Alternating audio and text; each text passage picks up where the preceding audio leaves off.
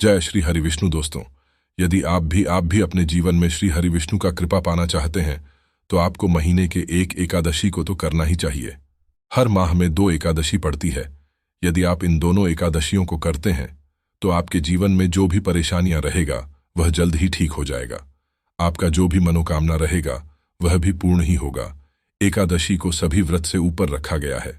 एकादशी का व्रत रखने से आपके तपस्या करने के बाद ही परिणाम मिलता है। जितना एक साधु या एक महात्मा 5 साल में तपस्या करके पुण्य इकट्ठा करता है, उतना आप एक एकादशी को करने से पुण्य पा जाते हैं।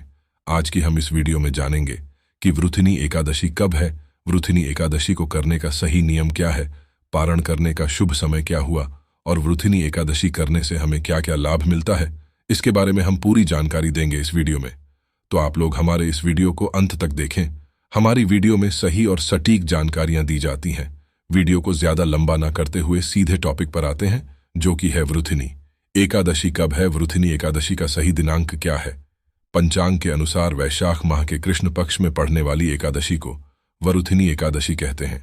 वरुथिनी एकादशी का सही दिनांक 4 मई को है। दोस्तों, इस माह में यदि कोई दान पुण्य का कार्य करता है तो उसको 12 वर्ष की दान देने के बराबर की पूर्ण मिलती है। 1000 गायों को दान देने जितना पुण्य मिलता है।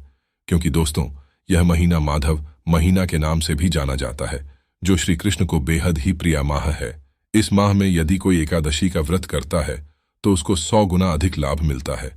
उसकी जो भी मनोकामना रहती है वह पूर्ण होती है।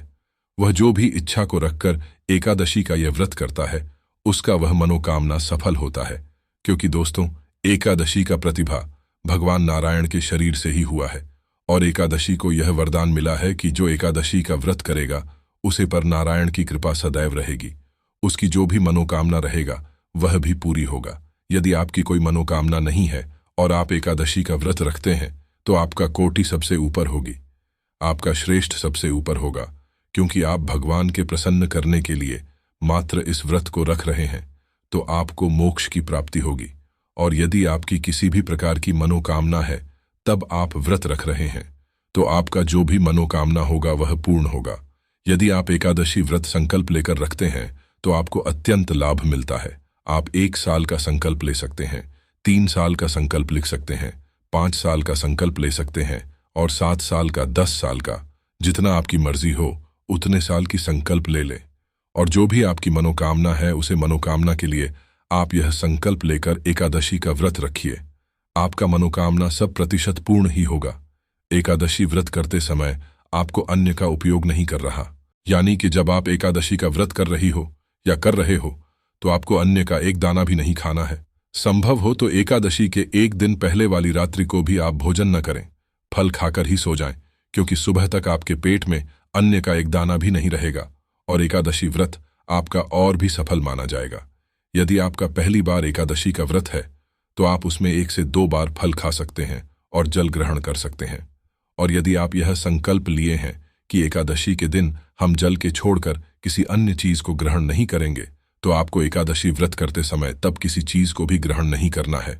यदि आप वैशाख माह की एकादशी का व्रत करते हैं, इस माह से करना शुरू करते हैं तो अत्यंत उचित होगा।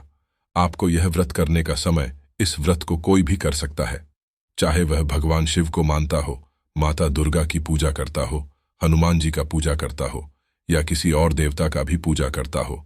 वह इस दिन एकादशी का व्रत रख सकता है। एकादशी का व्रत सभी व्रत से ऊपर है और एकादशी का व्रत करने से आपको अनेक प्रकार की लाभ मिलती है। इस दिन यदि आप दान करते हैं तो आपको 1000 गायों के दान देने के बराबर की पुण्य मिलता है।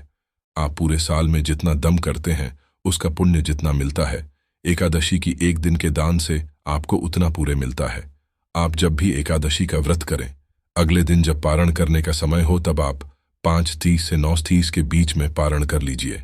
और एकादशी व्रत की शुरुआत आपको ब्रह्म मुहूर्त से स्नान करके ही करना है। आप किसी पवित्र नदी में भी स्नान करने जा सकते हैं। और यदि आप पवित्र नदी में स्नान करने नहीं जा सकते तो यदि आप कभी भी पवित्र नदी में स्नान करने गए थे और वहां से पवित्र जल को लेकर आए थे, आप उसमें से कुछ जल निकालकर अपने बाल्टी में रखकर उसे स्नान कर सकते हैं। और इस दिन आपके जरूरतमंदों को दान पुण्य भी करना चाहिए, जिससे आपको अत्यंत पुण्य मिलता है।